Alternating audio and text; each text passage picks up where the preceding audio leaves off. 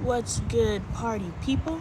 I am Lonnie Appleton. I am a healthy family advocate, which means I advocate for the healthy restoration of our families, starting with healing ourselves, healing our intimate relationships, partner relationships, healing our relationships with our children, healing our relationships with our extended family outside of our home is what I consider extended family, then healing our friendships, healing our work relationships. Because by the time we get past healing our home, we should be able to have the skills and ability to heal any relationship, because we need to start healing with the relationships we actually value, which is our home. And then outside of that, we may lose some people, we may gain some people. That's okay. All relationships matter. All relationships don't necessarily bring value. We know something brings value into our life because we start storing information in relation to it. There was a young lady who came over to our house the other night, and I don't remember people. And I was like, well, come introduce your friend. I said that to my son because he stood in the doorway and he was like, there's everybody in the living room. And it reminded me of the situation with Angel when I went to the park, and Angel was like, that's my friend over there. And I was like, well, do you think you should point at your friend as an introduction? Do you think I should go over to your friend as an introduction, or do you think your friend should come to me as an introduction? And when my son, 25, came into the house and just pointed to his family, I was like, well, this is the same situation. Maybe he doesn't know that it is improper, per me, to just point at your parents and say, those are my parents, or to point at your friends and say, those are my friends. No, I want a proper introduction. So the young lady came into the house, and everybody, or my husband and my son, they were like, well, you've met her before. I was like, I don't know her. And I was like, I done lived a world of life since this individual crossed my path. And I was just like, she is not someone who I have started storing information in relation to. Doesn't mean she's unimportant. It just means that she is not within my subconscious to where I could walk by her on the street right now and know who she is. I don't know.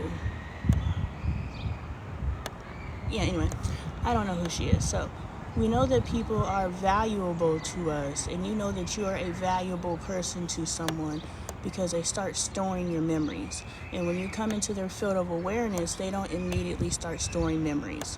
I have a really good friend here that I've met here on TikTok who I was talking to them, and I was sharing something from my past that I've shared openly on this platform, and they're like, oh, I didn't know that. And I was just like, oh yeah, you don't know it because at the time that I had said this, I wasn't a part of your subconscious, which means everything I said you just heard. You did not store the memory because I did not have value at that time. The moment that I brought value to your life was the moment you started storing memories in relation to me.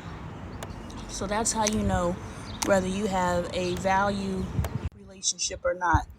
Are you storing memories? The most weirdest people from a certain demographic always pop up on my lives to invite to my live. And they're people that I've never seen in my life. Anyway, welcome to the live. I'm Lonnie Appleton. I go live Monday through Saturday when time permits. I do have other obligations, and I read the Bible. I read the Bible because Spirit told me to go live daily and read the Bible and build a community where people like us who have maybe previously turned our backs away from the Bible because of its association and the untruths or skewed perspectives, I'll say, that have been presented to us by using this book. But I am committed to reading this book and seeing what's in this book for me. What can I pull out of it?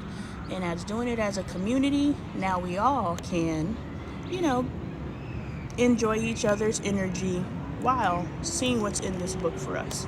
So I read the book from the perspective of what's behind this cover, between this cover and this cover. No other reference points, no other prior knowledge. And I'm not here to argue whether this book is valid or not. I'm not here to justify why I'm reading it. I'm reading it because Spirit told me to do it, and I'm being obedient. Right now we are on Numbers chapter 27, Zelophehad's daughters.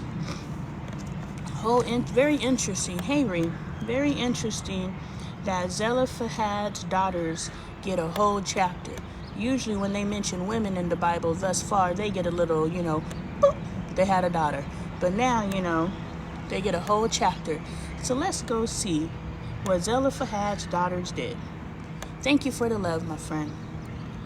The daughters of Zelophehad, son of Hepher, the son of Gilead, the son of Machar, the son of Manasseh, belonged to the clans of Manasseh, son of Joseph. The names of the daughters were Mela, Noah, Hoglah, Milcah, and Tirzah. They came forward and stood before Moses. Eleazar came forward and stood before Moses.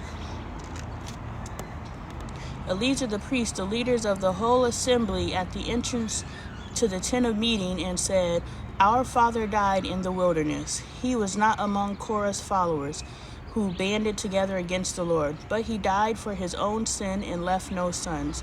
Why should our father's name disappear from his clan because he has no son? Give us property among our father's relatives." That's right, sisters. Sisters are doing it for themselves. That's right. Don't let them gyp you just because your your daddy didn't have no sons. What did Moses say? So Moses brought their case before the Lord, and the Lord said to him, "What Zelophehad's daughters are saying is right. You must certainly give them property as an inheritance among their father's relatives and give their father's inheritance to them." Boom. Thank you, ladies, for speaking up for yourself and claiming your rights. How many females up until this point? Because we got to set precedents, right? That's what we're doing with this content. We're setting precedents. We're saying, you know what? It is possible to not do what has always been done. It is possible to actually speak to people and those people not get offended by what we say simply because it does not jive. Oh, my battery might die because I don't have a charger out here. But simply because it does not jive with what their intentions are. It's possible. So these ladies set precedents. How many women came up after that and was like, "Yo, where's our land? Our daddy didn't have no sons either." Good job, ladies. So Moses, say to the Israelites, "If a man dies and leaves no sons, give his inheritance to his daughter. If he has no daughter, give his inheritance to his brothers. If he has no brothers, give his inheritance to his father's brothers. If his father had no brothers, give his inheritance to the nearest relative in his clan, that he may possess it. This is to have the force of law for the Israelites, as the Lord commanded Moses." Joshua to succeed Moses. Moses about to step down, y'all. Then the Lord said to Moses, "Go up this mountain in the Arabian range and see the land I have given to the Israelites. After you have seen it, you too will be gathered to your people, as your brother Aaron was. For when the community rebelled at the waters in the desert of Zin, both of you disobeyed my command to honor me as holy before their eyes. These were the waters of Meribah Kadesh in the desert of Zin." I'm going to keep it G. I didn't research that, but I'm still curious how they were disobedient when the people said there's no water. Then they went and God was like, "Well, I'm going to destroy them because they're talking bad about me." And Moses and Aaron said, "Yo, don't destroy them." And God was like, "Okay, I won't destroy them. Go on, strike the rock and get the water for them." And then he killed Aaron for doing it. How are they disobedient? I'm confused. But I'm not so confused that I'm actually going to research it. But that's a thinker for me. So the Lord said to Moses, to Joshua, son of Nun, "A man in whom is the spirit of leadership, and lay your hand on him. Have him stand before Eleazar the priest and the entire assembly and commission him in their presence. Give him some of your authority so the whole Israelite community will obey him. He is to stand before Eleazar the priest, who will obtain decisions for him by inquiring of the Urim before the Lord. As his command, he and the entire community of the Israelites will go out, and at his command they will come in. Moses did as the Lord commanded him. He took Joshua and had him stand before Eleazar the priest and the whole assembly. Then he laid his hands on him and commissioned him, as the Lord instructed through Moses. Chapter 28, Daily Offerings. The Lord said to Moses, give this command to the Israelites and say to them, make sure that you present to me at the appointed time my food offerings as an aroma pleasing to me. Say to them, this is the food offering you are to present to them. Stay in the house, please. Thank you. 1/10 of an ephah of the finest flour mixed with 1/4 of a hin of oil from pressed olives. This is the regular burnt offering instituted at Mount Sinai as a pleasing aroma, a food offering presented to the Lord. The accompanied drink offering is to be 1/4 of a hin of fermented drink with each lamb. Pour out the drink offering to the Lord at the sanctuary. Offer the second lamb at twilight, along with the same kind of grain offering and drink offering that you offer in the morning. This is a food offering, an aroma pleasing to the Lord. Sabbath offerings. On the Sabbath day, make an offering of 2 lambs, a year old without defect, together with its drink offering, and a grain offering of 2/10 of an ephah of the finest flour mixed with olive oil. This is the burnt offering for every Sabbath, in addition to the regular burnt offering and its drink offering. Monthly offerings. Y'all, we done entered. Hey, Tay, how you doing? Monthly offerings. On the first of every month, present the Lord a burnt offering of 2 young bulls, 1 ram, and 7 male lambs a year old, all without defect. With each bull there is to be a grain offering of 3/10 of an ephah of the finest flour mixed with oil. With the ram, a grain offering of 2/10 of an ephah of the finest flour mixed with oil. And with each lamb, a grain offering of 1/10 of an ephah of the finest flour mixed with oil. This is for a burnt offering, a pleasing aroma, a food offering presented to the Lord. With each bull there is to be a drink offering of 1/2 a hin of wine. With the ram, 1/3 of a hin, and with each lamb, 1/4 of a hin. This is the monthly burnt offering to be made at each new moon during the year, besides the regular burnt offering with its drink offering. 1 male goat is to be presented to the Lord as a sin offering. The Passover. On the 14th day of the first month of the Lord's Passover is to be held. On the 15th day of this month there is to be a festival. For 7 days eat bread made without yeast. On the first day hold a sacred assembly and do no regular work. Present to the Lord a food offering consisting of a burnt offering of 2 young bulls, 1 ram, and 7 male lambs a year old, all without defect. With each bull offer a grain offering of 3/10 of an ephah of the finest flour mixed with oil. With the ram, 2/10, and each of the 7 lambs 1/10. Include 1 male goat as a sin offering to make atonement for you.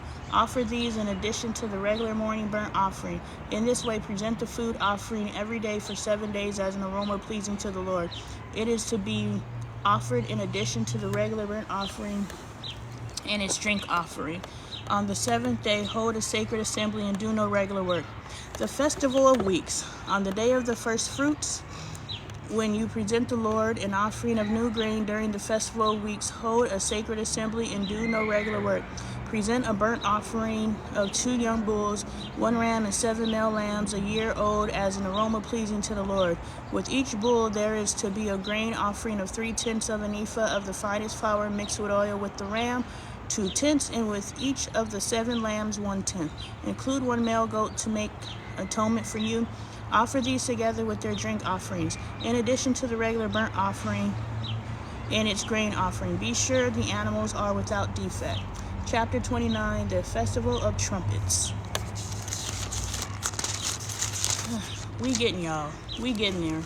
There's 36 chapters. We are on chapter 29. Let's go, team. On the first day of the 7th month, hold a sacred assembly and do no regular work. It is a day for you to sound the trumpets. As an aroma pleasing to the Lord, offer a burnt offering of 1 young bull, 1 ram, and 7 male lambs a year old, all without defect. With the bull, offer a grain offering of 3/10 of an ephah of the finest flour mixed with olive oil. With the ram, 2/10, and with each of the 7 lambs, 1/10. Include 1 male goat as a sin offering to make atonement for you. These are in addition to the monthly and daily burnt offerings with their grain offerings and drink offerings as specified. They are food offerings presented to the Lord, a pleasing aroma. The Day of Atonement. On the 10th day of this 7th month, hold a sacred assembly. There is a lot of going on in the 7th month. They doing something every day. Sacred assembly, you must deny yourself and do no work. Present as an aroma pleasing to the Lord a burnt offering of 1 young bull, 1 ram, 7 male lambs a year old, all without defect. With the bull, offer a grain offering of 3/10 of an ephah of the finest flour mixed with oil. With the ram, 2/10, and with each of the 7 lambs, 1/10. Include 1 male goat as a sin offering in addition to the sin offering for atonement and the regular burnt offering with its grain offering and their drink offerings. The Festival of Tabernacles. On the 15th day of the 7th month, hold a sacred assembly and do no regular work. Celebrate a festival to the Lord for 7 days. Present as an aroma pleasing to the Lord a food offering consisting of a burnt offering of 13 young bulls, 2 rams, and 14 male lambs a year old, all without defect. With each of the 13 bulls, offer a grain offering of 3/10 of an ephah of the finest flour mixed with oil. With each of the 2 rams, 2/10, and with each of the 14 lambs, 1/10. Include 1 male goat as a sin offering in addition to the regular burnt offering with its grain offering and a drink offering. On the 2nd day, offer 12 young bulls, 2 rams, and 14 male lambs a year old, all without defect. With the bulls, rams, and lambs, offer their grain offerings and drink offerings according to the numbers specified. Include 1 male goat as a sin offering in addition to the regular burnt offering with its grain offering and their drink offerings. On the 3rd day, offer 11 bulls, 2 rams, and 14 male lambs a year old, all without defect. With the bulls, rams, and lambs, offer their grain offerings and drink offerings according to the numbers specified. Include 1 male goat as a sin offering in addition to the regular burnt offerings with its grain offering and drink offering. On the 4th day, offer 10 bulls, 2 rams, and 14 male lambs a year old, all without defect. With the bulls, rams, and lambs, offer their grain offerings and drink offerings according to the number specified. Include 1 male goat as a sin offering in addition to the regular burnt offering with its grain offering and drink offerings. Let's see what happens on the 5th day. On the 5th day, offer 9 bulls, 2 rams, and 14 male lambs a year old, all without defect. With the bulls, rams, and lambs, offer their grain offering and drink offerings according to the number specified. Include 1 male goat as a sin offering in addition to the regular burnt offering with its grain offering and drink offering. On the 6th day, offer 8 bulls, 2 rams, and 14 male lambs a year old, all without defect. With the bulls, rams, and lambs, offer their grain offerings and drink offerings according to the number specified. Include 1 male goat as a sin offering in addition to the regular burnt offering with its grain offering and drink offerings. On the 7th day, offer 7 bulls, 2 rams, and 14 male lambs a year old, all without defect. With the bulls, rams, and lambs, offer their grain offerings and drink offerings according to the number specified. Include 1 male goat as a sin offering in addition to the regular burnt offering with its grain offering and drink offering. On the 8th day, hold a closing special assembly and do no regular work. Present as an aroma pleasing to the Lord a food offering consisting of a burnt offering of 1 bull, 1 ram, and 7 male lambs a year old, all without defect. With the bull, the ram, and the lambs, offer their grain offerings and drink offerings according to the number specified. Include 1 male goat as a sin offering in addition to the regular burnt offering with its grain offering and drink offering. In addition to what you vow in your freewill offerings, offer these to the Lord at your appointed festivals, your burnt offerings, grain offerings, drink offerings, and fellowship offerings. Moses told the Israelites all of that the Lord commanded him. Chapter 30. Let's get into these vows, y'all. Moses said to the heads of the tribes of Israel, "This is what the Lord commands. When a man makes a vow to the Lord or takes an oath to obligate himself by a pledge, he must not break his word, but must do everything he said." Woo-wee, that's powerful. Let's read it again. Moses said to the head of the tribes of Israel, "This is what the Lord commands. When a man makes a vow to the Lord and takes an oath to obligate himself by a pledge, he must not break his word, but must do everything he said." You have to understand, this says to the Lord, but let's expand our vision and understand that I am God. You are God. We are all God consciousness, which means if I give you my word, I must keep my word. I don't know if you guys remember the whole series where I went through where I was talking about energy, and energy is a fair exchange. If I release energy into the world, that energy must come back to me. You know what I'm saying? Or I'll leave an energetic imbalance, which means if you present something to me and I'm like, okay, I'll look into it. I gave you my word. My word is my bond. Therefore, if I said that I'm going to do it, I must do it. Otherwise, I've left an imbalance. Hey, coach, I left an imbalance energetic exchange out there. And so it's just interesting that right here it says, if you say you're going to do something, be a man, woman, human of your word. It's not just to the Lord. We are all God consciousness. We are all worthy to be men and women and humans of our word, but we are also worthy to interact with men, women, and humans that keep their word. So if we want to start creating the energetic space of people who move within their word, we must first keep our word. And we have to make sure that all levels of commitment that we make to ourselves and others, we follow through with that in order to not leave an energetic imbalance. And so that's what that verse said to me. If you're going to say you're going to do something, do it. Don't just say it. Isn't that what they feed to us within this society is all lies anyway. So it's normal for us to say, okay, I'll look at it. That's just a nice way to say I'm not interested. But every time you say that you're going to do something and you actually don't intend to do it, you are lying on yourself. I like to reduce how often I lie on myself. If a woman lives with her husband, makes a vow or obligates herself by a pledge under oath, and her husband hears about it but says nothing to her and does not forbid her, then all her vows or the pledge by which she obligated herself will stand. But if her husband nullifies them when he hears about them, then none of the vows or pledges that came from her lips will stand. Her husband has nullified them, and the Lord will release her.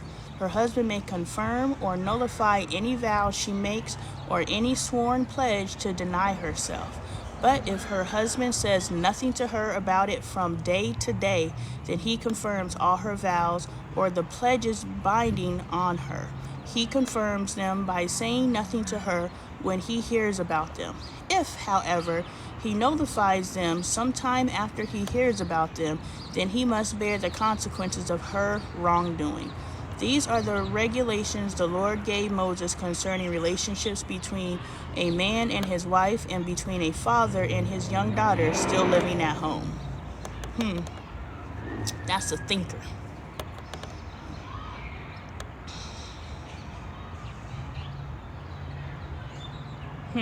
That's a thinker. Vengeance of the Midianites, chapter 31.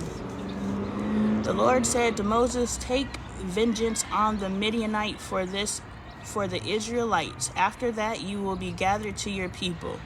Man, he told him he gonna be gathered to his people like 3 chapters ago.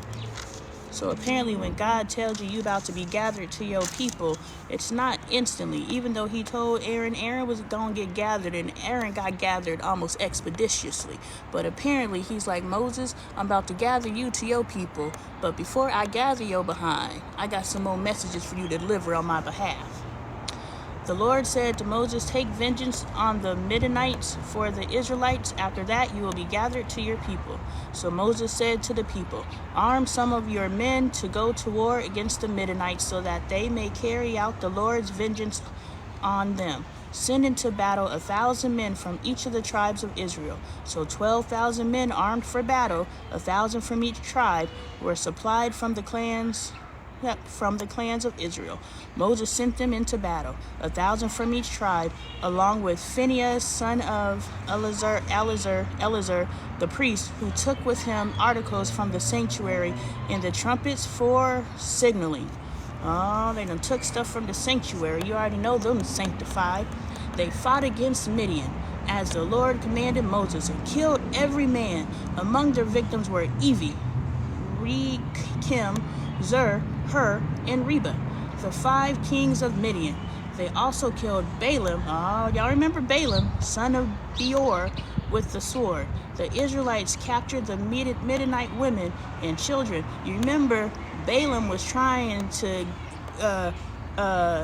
get the other B name. What's his name? Barak. What's his name? I didn't commit it to memory, but y'all remember the other B name.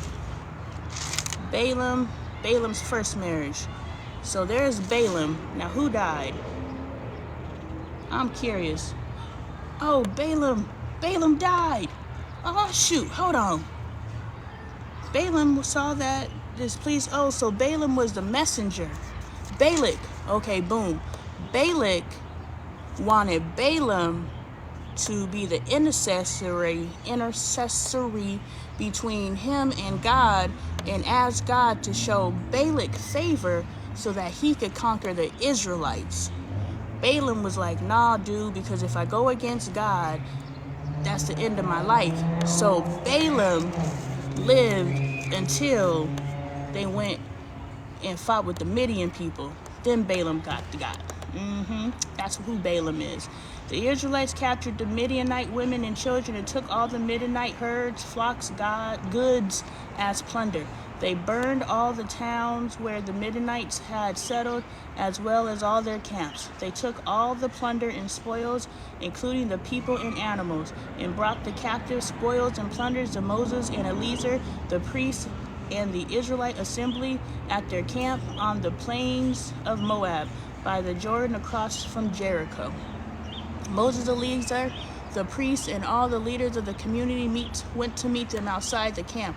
Moses was angry with the officers of the army, the commanders of thousands and commanders of hundreds, who returned from battle. Have you allowed all the women to live? He asked them. They were the ones who followed Balaam's advice and enticed the Israelites to be unfaithful to the Lord in the Peor incident, so that a plague struck the Lord's people. Now kill all the boys and kill every woman who has slept with a man, but save for yourself every girl who has never slept with a man. Oh, this is wild. And Balaam, I don't remember the Peor incident. What did you do in the Peor? I remember when they brought the chick up. There's just too much going on. I be trying to make heads or tails, but I can't even read the dang names to keep up with their stories. But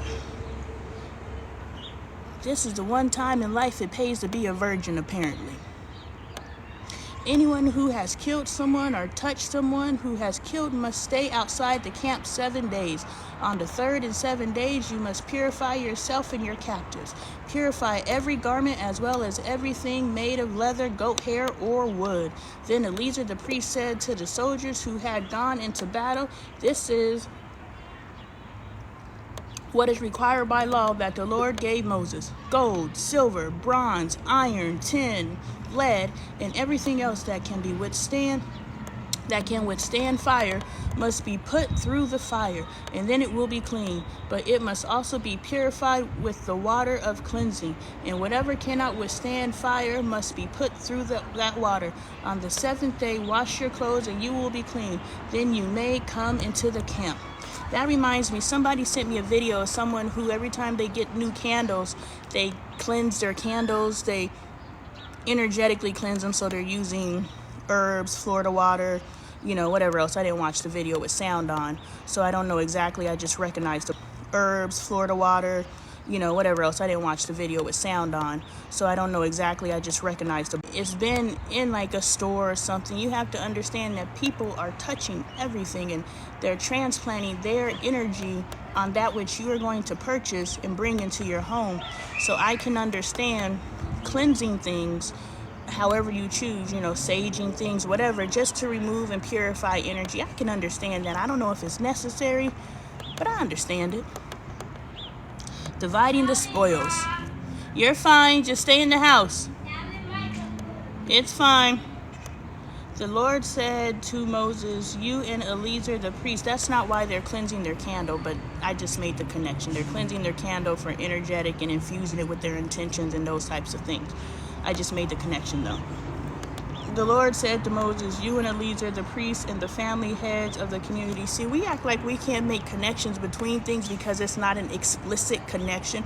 No, that doesn't mean this explicitly. Therefore, I can't pull a little piece from that and pull a little piece from that and then grow my perspective. No, if that doesn't say exactly what this says, I can't learn from both of them. No, they both came into your field of awareness at kind of the same time, because there's something there, there's something there, there's something there, there's something there, all for you to pull from. But if you're so linear in thinking that things have to directly align with each other, nah, they just have to, oh, that reminds me of, my son was eating a corn dog. I'll be dropping the videos here. I'm dropping a parenting series right now that's dope. But I'm going to be dropping a series in a little bit, because this series I'm dropping is a 10-part series. And I drop 3 to 4 videos a day, so, you're going to be waiting on this one. But my son was eating a corn dog, and the stick in the corn dog made him think of an umbilical cord. You never know where inspiration is going to connect you to. So you have to be open to everything connecting itself. That opens up your classroom. The more that you're open, the more that you're open. Mommy? So Moses said to the people, Mom, yes, did they sir. steal my bambali? But that's not a toy. Go, boy. Go get some business. That's my bambali. Okay, well then go play with your bally in the house. But he's my dad. I want you to take care of him. Go on now.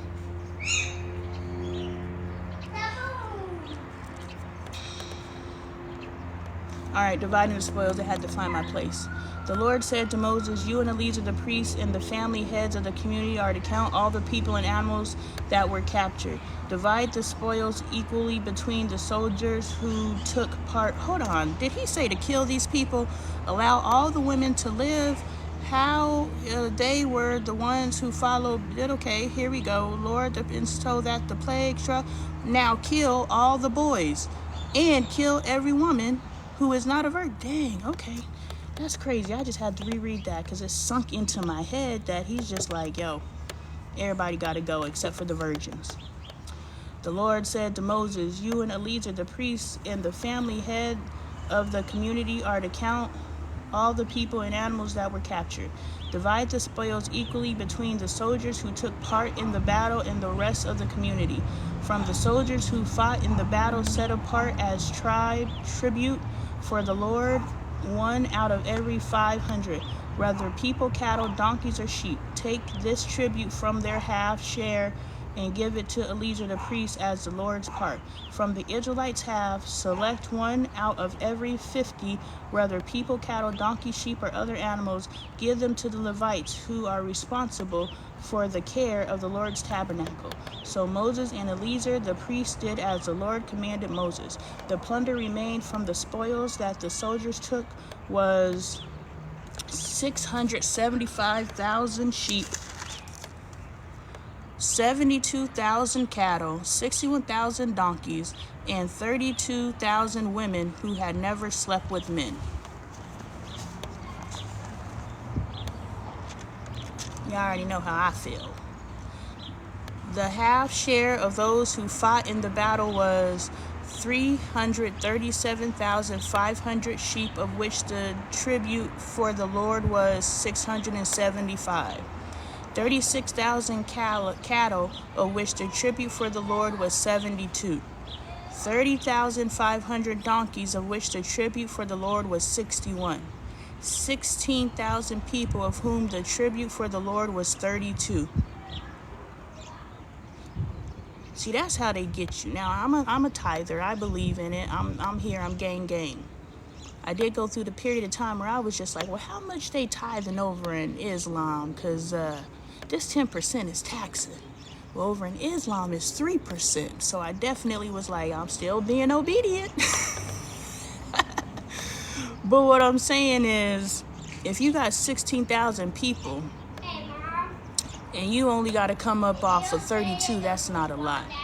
If you got 30,000 donkeys and you only got to come up off of 61, that don't seem like a lot. If you got 36,000 cattle and you only got to come up off of 72, that's not a lot.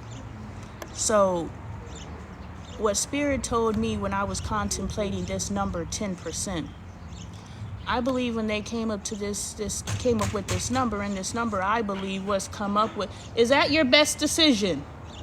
Make your best decision, okay? So that would go and put that, whatever that is you have, where does it belong? Is it trash? Then I would put it in the trash. That's your best decision, right? Okay, you can put in the trash in the house as well. You don't have to walk through the rocks. Good job. When I was thinking about this, when they came up with the number 10%, and I believe that this number was made up because in Islam it's 3%, and when you go into other faiths, it's a different percentage. So if God, depending on which God you believe in, came up with a different percentage, I just believe that somebody came up with the percentage, which is fine. Let's move in that energy that the percentage came from somewhere. Why did they choose 10%? And I received that 10% is a small enough number that you really ain't gonna pay attention to, but in, compound interest or whatever it is, in multiple successions, whatever, it adds up.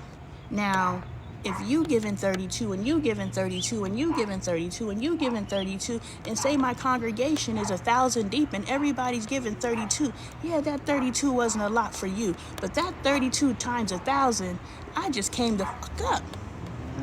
That's the charlatanness of it all. That is the how can I finesse these people of it all. Now, at the end of the day, I believe in tithing. I have seen it work in my life. Now, I'm in a space now where I understand energetic exchange, which we talked about earlier. So the law of giving and receiving, give in the area that you desire to receive in.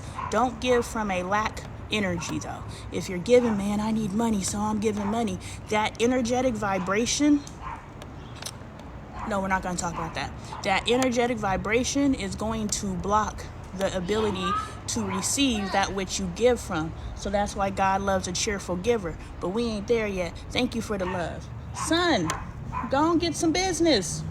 When I'm done, we can engage. And so, yeah. This don't seem like a lot. But it adds up when you think about all these people that are bringing stuff to the church house. You know what I'm saying? That's why your car is breaking down, but the pastor driving a Bentley. I remember once upon a time, because the church actually did pay my mortgage once. Once upon a time, I don't know if this is still a thing, but you could go to the church and they would help you pay your bills if you needed help. But I also was an avid tither. So far as I was concerned, this is my bank account. I need $800 to pay my rent or to pay my mortgage. I don't know if churches still help people like that, but I do remember that, the church that I belonged to, there was a part of it where people who were fallen upon hard times, there was a bank account to help the congregation, which I like. We're a community. Leave it alone. Let's go. The half belonging to the Israelites, which, Moses gave the tribute to Eleazar, the priest of the Lord's part, as the Lord commanded Moses. You better leave me alone. The half belonging to the Israelites were Moses set apart from that of the fighting men. The community half was 337,500 sheep, 36,000 cattle, 30,500 donkeys, and 16,000. Don't pull them off. Here, we have several accidental tomato plants from our compost. Yeah, But you can't pull them off until they're ripe. That's not ready. So you took it off too soon. I saw one ready. You saw one that's ready? Yeah. Is it bright red? Not light red like that, bright red. Yeah. Okay. Well, if you want to eat it, you can pull it off and go wash it off. Yeah. And you can eat it. But otherwise, leave it alone. Bury that one back in the soil so the worms can eat it. Put that one back in the soil so the worms can eat it. Just dig a little hole and stick it. Yep, just stick your finger in and stick the tomato in and cover it up. The half belonging to the Israelites. From the Israelites' half, Moses selected one out of every 50 people and animals as the Lord commanded him, and gave them to the Levites, who were responsible for the care of the Lord's tabernacle. Then the officers who were over the units of the army, the commanders of thousands and commanders of hundreds, went to Moses and said to him, your servants have counted the soldiers under our command, and not one is missing. Dang, they went to battle and not one died. That's dope. So we have brought as an offering to the Lord a gold article. Each of us acquired armlets, bracelets, signed rings, signet rings, earrings, and necklaces to make atonement for ourselves before the Lord. Moses and Eleazar the priest accepted from them the gold, all the crafted articles, all the gold from the commanders of thousands and commanders of hundreds that Moses and Eleazar presented as a gift to the Lord, weighed 16,750 shekels. I don't know what a shekel is, but I bet that's a lot of gold. Each soldier had taken plunder for himself.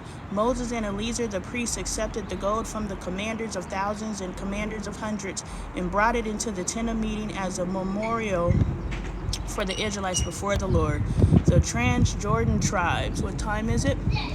32, chapter 32. The Reubenites and the Gadites, who had very large herds and flocks, saw that the lands of Jezer and Gilead were suitable for livestock.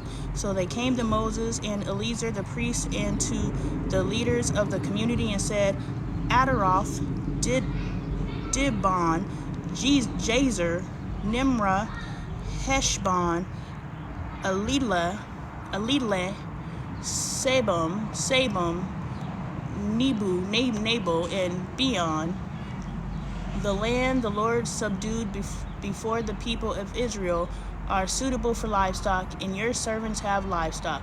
If we have found favor in your eyes, they said, let this land be given to your servants as our possession. Do not make us cross the Jordan. Whew, I know that's right. Moses said to the Gadites and Reubenites, should your fellow Israelites go to war while you sit there? Why do you discourage the Israelites from crossing over into the land the Lord has given them? Oh, is on the other side of the Jordan the land flowing with milk and honey? Well, we're going to cross the Jordan. I didn't know that. This is what your father did when I sent them from Kadesh Barnea to look over the land. After they went up to the valley of Eshcol and viewed the land, they discouraged the Israelites from entering the land that the Lord had given them. The Lord's anger was aroused that day, and he swore this oath, before they have not followed me wholeheartedly, not one of those who were 20 years old or more, when they came up out of Egypt, will see the land I promised on oath to Abraham, Isaac, and Jacob. Not one except Caleb, son of Jephunneh, the Kenizzite, and Joshua, son of Nun, for they followed the Lord wholeheartedly. The Lord's anger burned against Israel, and he made them wander in the wilderness 40 years until the whole generation of those who had done evil in his sight were gone. And here you are, a brood of sinners, standing in the place of your fathers and making the Lord even more angry with Israel. If you turn away from following him, he will again leave all this people in the wilderness, and you will be the cause of their destruction. I'm just saying, people couldn't even ask no questions. I'm just saying, is it possible for us to just go around? Is it possible for us to just settle here? I just want to know. I can't even ask a question without damning the whole generation. This is crazy town, y'all. Then they came up to him and said, we would like to build pens here for our livestock and cities for our women and children. Oh, y'all messed up. You failed the test, buddy. But we will arm ourselves for battle and go ahead of the Israelites until we have brought them to their place. Meanwhile, our women and children will live in fortified cities for protection from the inhabitants of the land. We will not return to our homes until each of the Israelites has received their inheritance. We will not receive any inheritance with them on the other side of the Jordan, because our inheritance has come to us in the east side of the Jordan. Somebody's trying to make some deals with God. Let's see what God says. Then Moses said to them, if you will do this, if you will arm yourself before the Lord for battle, and if all of you who are armed cross over the Jordan before the Lord until he has driven his enemies out before him, then when the land is subdued before the Lord, you may return and be free from your obligation to the Lord and to Israel. And this land will be your possession before the Lord. It sounds like God is okay with this deal. But if you fail to do this, you will be sinning against the Lord, and you may be sure that your sin will find you out.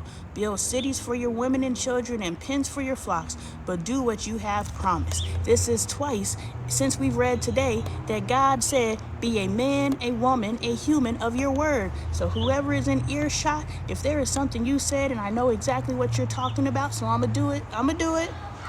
If you said you're going to do something, if you have intentions on doing something, if you are in the midst of restructuring your life and you're like, man, I just need that, but you procrastinating, God didn't say it twice. If you said you're going to do it, you better do it. You play them games if you want to. We already see what happens when you play with God. God ain't smiting people no more, but I don't think God's throwing around favor willy-nilly to those who don't be obedient. Those out here saying they gonna do something but not doing it. Are you gonna hold yourself accountable? Or are you gonna wait till God holds you accountable? Mom, I did a big really on my bike. Very cool. God gonna take you all the way down to,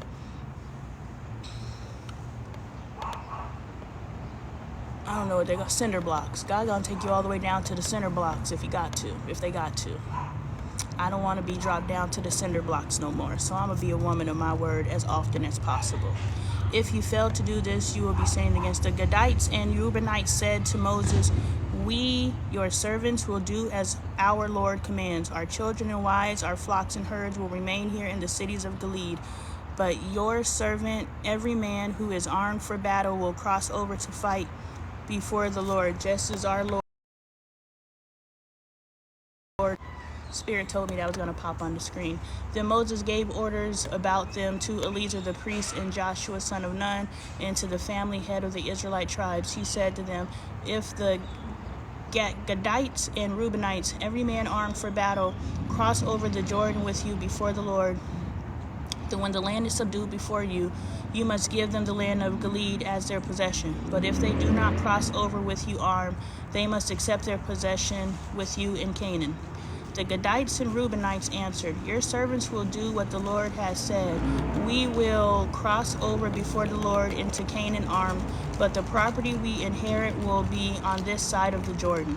Then Moses gave to the Gadites, the Reubenites, and the half-tribe of Manasseh, son of Joseph, the kingdom of Sihon, king of the Amorites, and the kingdom of Og, king of Bashan, the whole land with its cities and the territory around them. The Gadites built up, not right now, Dibon, Toroth, Aror. I said not right now. You need to respect me. Respect me. Atroth, Shofan, Jezer, Jogbeheh. I appreciate you. Beth Nimrah and Beth Haran as fortified cities and built pens for their flocks. And the Reubenites rebuilt Heshbon, Elealeh, and Karathim, as well as Nebo, and Baal Moen. These names were changed. And Sibmah, they gave names to the cities they rebuilt. The descendants of Makar's son of Manasseh went to Gilead, captured it, and drove out the Amorites who were there. So Moses gave Gilead to the Amalekites, the descendants of Manasseh, and they settled there. Jar, a descendant of Manasseh, captured their settlements and called them Havoth Jar, G-R, I don't know, Jair. And Noboa captured Kenneth and its surrounding settlements and called it Noboa after himself. All right. Tomorrow we'll read stages in Israel's journey. We are on chapter 33. There's 36 chapters in Numbers, so I am 100% sure we will start Deuteronomy next time we read. I am so happy, and I'm hoping that we get out of these commands and measurements and begats. I'm ready to get to some good stuff. We've gotten some good stuff, though. There's been times in Numbers that we've gotten some good things.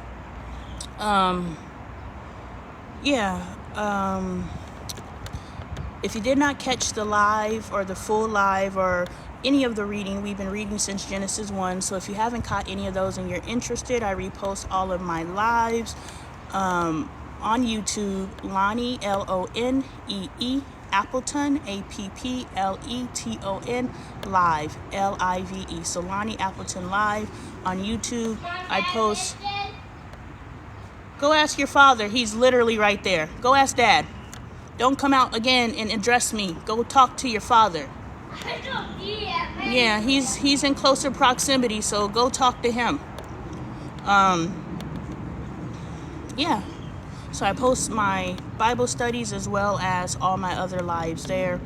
If you're not following, I'm Lonnie Appleton. I'm a healthy family advocate. I advocate for the healthy restoration of our community, which means there's a lot of reprogramming and redoing and unlearning necessary in order for us to be restored. So we're full of we're full of something, and we must rid ourselves of that before we can refill ourselves with that which we need to be filled with. So that is what my content is about. Check it out, follow, get very active, which means start talking and start engaging with each other, especially if you're a human that is seeking like-minded human interactions. Chances are those who sit on my lives are of some sort of like-mindedness, because you too are sitting on my live. So get to know each other, build your community. I am a bridge, which means a lot of people have found their tribe through me. So use me, please. Use me for whatever you need me for, and grow your network, grow yourself, grow your field of awareness. So you can always follow, consume the content. You can always support the content by donating directly to my Cash App, Lonnie Appleton. If you like energetic exchange as far as receiving something physical for your money, I have merch. This is my logo, but I have merch available on my website, LonnieLifestyle.com, and link in bio. I have books. I am a 2-time published author. I have more books coming in 2024. I'm not going to say what quarter, but I am going to publish another book this year. But I have 2 current books out available on my website, LonnieLifestyle.com. I'm also a life coach, relationship coach. I also do mentorship, and I also do energetic downloads. So I'm not your typical card reader or any of those, but I definitely have connectivity to source and can help you sort some things out, answer some questions, and really start doing the work within yourself. You're only capable to do what you have the capabilities of doing until you have surrounded yourself with people that can grow you. Sometimes you gotta pay, and I'm here if you need me. But the key for this content and the key in my coaching services is to teach you how to click yourself up as I do, so that you can now not only click yourself up, but teach your offspring, teach your spouse how to click themselves up. And now you guys are just clicking each other up and growing together, and you are truly building the life that you know that you were brought to this earth to live. And that is the work that we're doing here. So I will be back.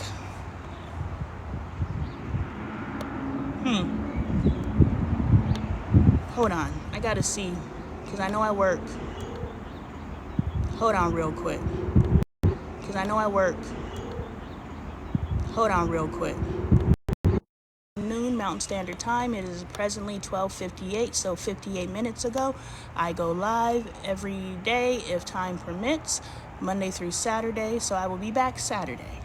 And we will finish Numbers and start Deuteronomy because I'm ready, y'all. I feel something every time we finish a chapter. I'm going to keep it G.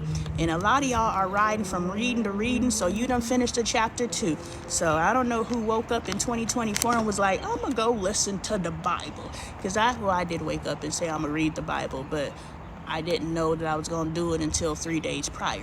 But what I'm saying is we are accomplishing goals, we are taking names, and we are checking boxes, and we are moving on with our life purposefully, and we're lifting each other up while we do it. So y'all have a great day. I'm going to go be a woman of my word and complete 2 tasks that I have been saying that I'm going to do since November. I'm a few months behind. I'm going to go ahead and get it done because God said, if you said you're going to do it, do it. So thank you guys. I will see you Saturday. Have a great weekend.